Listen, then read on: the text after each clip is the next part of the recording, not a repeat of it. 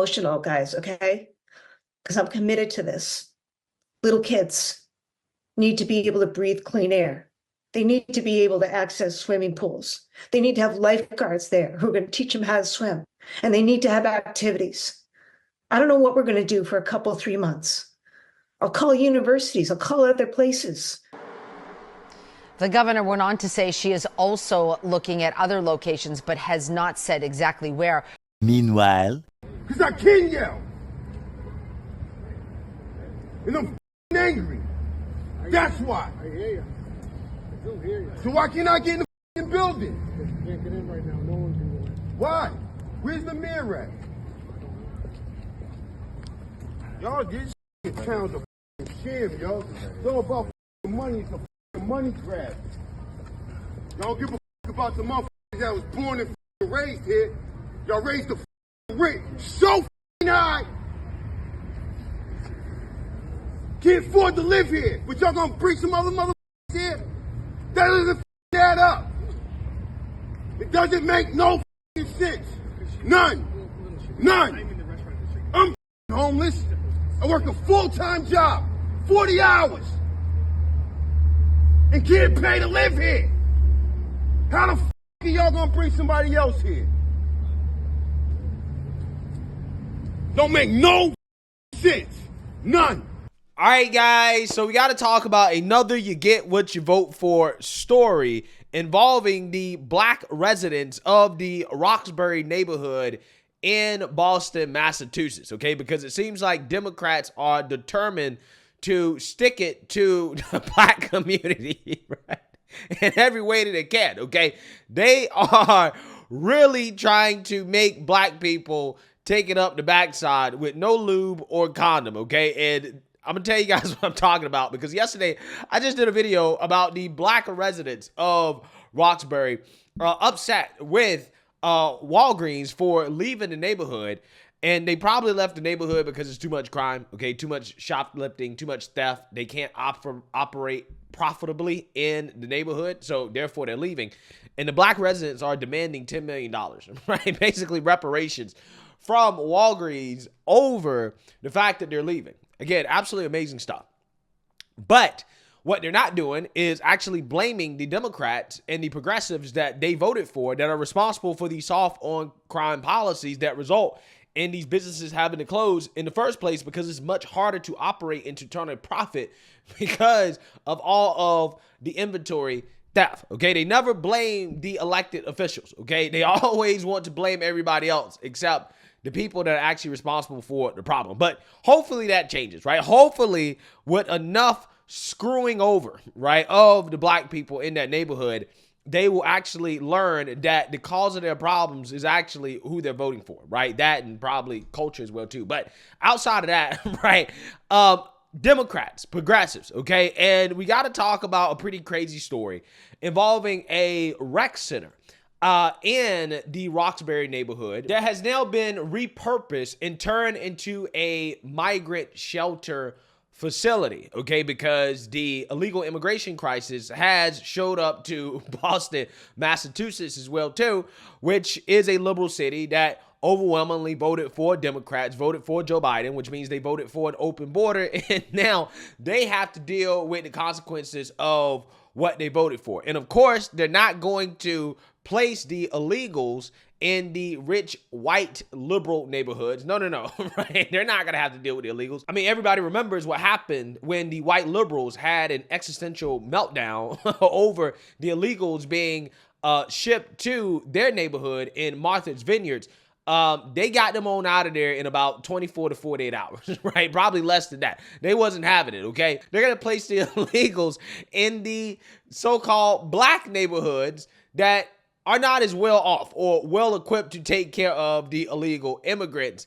And that is what is happening, and the black residents in that neighborhood are outraged. So I want to go ahead and play a news clip so you guys can get a general understanding of what's going on here. And then we're going to play a reaction from some of the residents to them having a kids recreation facility be repurposed as a migrant shelter. But before we get into it, we have to have a word from the sponsor of this video, Noble Gold. Have you guys taken a good look at the banks lately? Now, on the surface, everything may seem fine, but there's a whole lot more going on underneath. It's like looking under the hood of a car and finding a mess of broken wires and parts. The parts are loans for homes, cars, and the credit cards that we use. They're all hitting record highs. It's really scary when you think about it. Why risk your money for a tiny 5% when things are so shaky? This is where Noble Gold can help. They're like that friend that knows all about how to keep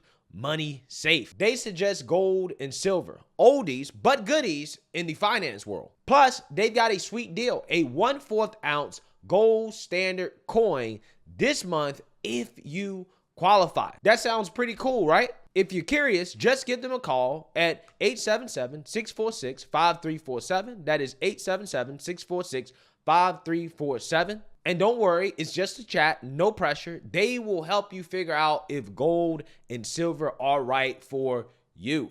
Or you can visit noblegoldinvestments.com and take the first step towards a safer, more secure financial future. And just remember, there's a risk with every investment and there's no guarantee of any kind. The migrants that were sleeping at Logan Airport are beginning to arrive at a Roxbury rec center, which will now serve as a temporary shelter. It's a situation that's causing concern within the community. Governor Maura Healey and Boston Mayor Michelle Wu stopped by to see it for themselves. Our NBC 10's Carla Rojo joining us live there in Roxbury to explain. Carla, good evening. Yeah, that's right. So actually moments ago, a bus full of migrants did arrive here at the center. A few of them got off, but then someone who works here at the complex did tell them to get back in. And it seems that they drove around the building. So the state expects that 75 individuals will be arriving today. Some of them are children, around 20 of them. And of course, just being here today, we saw some protesters not being happy about this plan. They say they work for the people. Nobody in Roxbury asked for this. The Melnia Cass Recreational Complex is being used as an overnight temporary shelter, and people in Roxbury like Sean Nelson are expressing frustration with this plan. Now, our kids are going to leave out while their kids are getting all these resources off our tax dollars. Today, Governor Maura Healey and Boston's Mayor Michelle Wu toured this center that has the ability to accommodate 400 individuals, or about 100 families. Cots, baby strollers, and toys were in place, ready to welcome the migrants. Many of them were just sleeping on the floors of Logan International Airport. We come to this site, first of all, it is temporary. We will be out before June. It is important to have this site available to the community. Governor Healey says she understands the concerns, but with the lack of housing during this crisis, this center was the only solution, reminding people that these migrants have arrived legally, while reassuring the community that rely on this complex that they are not alone. We have been working hard with the city, with others, over the last several days to relocate programming. We've been successful with some. We have a few more that we are working on. Mayor Wu talked to us about her trip to D.C. on Tuesday and meeting with officials from Homeland Security on this topic, while she continues to call on the federal government for assistance. We shared with them some of the, not only the direct costs that can come from wanting to provide services to families like shelter, but also, again, staffing up on the school side and the extra resources that are needed for everyone to have all of the support. Yeah, so the mayor also says that they'll be working with local businesses to provide some of that food, transportation, and other services. The state says they'll be using the center until May 31st, and meanwhile, they will begin some renovations and have it ready for the community. Reporting live in Roxbury, Carla Rojo, NBC 10 Boston. Yeah, so you see now you heard that, okay? Hey, this is the result of voting based off diversity, equity, and inclusion, right? Like, for example, Boston made history with their first Asian female mayor, and Massachusetts made history with the first openly lesbian governor, right? You see what you got out of that? Okay, you see what you got out of it? Okay, I mean, but you made history though, right? You made history. So with that being said, you know, you do have some residents who are upset about a migrant shelter being opened up in a kids recreation center where the children of migrants, people who are, in my opinion, not here legally, despite what Democrats say, when you take advantage of the asylum laws, you're not here legally, okay? But they're there, okay? And they're going to be getting access to resources that the kids of taxpayers don't get access to. And unsurprisingly, a lot of people are pissed about what they voted for. Take a look. And I saw your outrage. Yes. Why are you outraged? Because this place was, like you said, it's free. It was a place for our children. Our children, I have 4 children, and it's sad. I have 4 boys, and we really don't have nothing in the community that's free for us. Don't get me wrong, it's great that they want to help the immigrants, but what about the Americans that are already here? What about the people that are already here that don't have homes, that don't have jobs, that are sleeping on the street already? These people came from the airport here, probably on boats, probably on buses, and probably all for free. Now they're getting stipends, they're getting what else? I need money for me and my kids, and I was born here. I know life is a struggle in itself, but this is not the answer to help them. Now it's going to destroy our community more and mess our children up more. This is sad. I know a lot of people don't even know about this. I came here last night with my aunt, saw a lot of stadies, a lot of police, and this paper wasn't there yet. They just did this probably 2, 3 in the morning when they brung them here. When everybody's asleep, that's when they brung them here probably. On buses, I saw New York plates. I saw Washington, D.C. plates. So they have that much money to come from Washington, D.C. to do this, to do that. Why are they not helping the people here first? Yes, ma'am. We need help. Let's talk to one of the counselors. Yes. Aaron, Ms. Murphy, thanks so much for joining us. Thank you. When you hear the passion right here from... That's what I hear in my office all the time. And it is a balance. Like I was telling you earlier, the state owns this building, so the governor has to make a decision on where to put the overflow migrants. But at the same time, the community needs to make sure that that we keep their services in place. Why would they declare Boston as a sanctuary city? I mean, I think a lot of cities across this country once they declare themselves a sanctuary city, I'm not sure if they knew the amount of support we were going to need to give. I know you're a Democrat, but do you think declaring cities as sanctuaries was a mistake in retrospect? Looking back, if our communities end up losing the services they need to live full lives, I think we may be questioning that. We do have to find a balance to make sure that these migrant families have a safe place to go. But at the same time, my concern, I'm an elected official here. I represent the whole city, and I'm the chair of public health in the last 2 years in homelessness. And I've centered my advocacy and policy on making sure that every resident has the resources they need. And I'm hearing that seniors and kids, like Effie was just telling us, that her own family, right, might be disrupted. So I'm making sure that the city is stepping up and connecting with all the departments so that these displaced, residents who use this every day. Let's bring Keisha back in here. Keisha, you hear that from your counselor. What do you want done right now? Like she said, we want to help them, but at the same time, what about us that need help here? What about, I'm a mother and I have 4 children. They need help. They need somewhere to go. They need something to do. What type of activities used to be in this building? Skating ring, exercising, like a place where you can just go chill and stay out of trouble. Now we have to find other places. What's going to be the consequence of this being changed and just to migrants? Where are those kids going to go right now? Probably to the streets. To the streets. Where most of them are already at. Like when we look for help, it seems like the state and the governor and them people, they push us away. They want to turn our children to animals.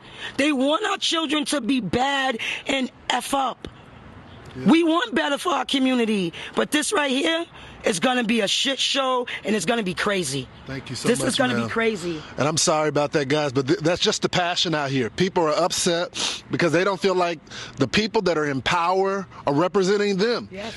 We'll have a reaction here all morning. I'll send it. Yeah, so you seen that, you heard that. Pure outrage, okay? And I hope that nobody's naive enough to believe that this is going to be temporary, right? Because it seems like to me that New York and some of these other sanctuary cities are sharing the wealth, right? So they're getting bus loads from Texas, and then they're probably shipping those bus loads from New York, Washington, D.C. They're probably shipping them to Boston because, hey, you all have to share, right? All you progressives, you sanctuary cities, you can't just let one or two sanctuary cities bear the brunt of the problem. All of you guys got to share in the problem, okay? All you guys got to take on the illegals because that's what you guys voted for. That's what you guys wanted. But it's not going to be temporary, okay? It's going to be permanent. That shelter is going to be there permanently.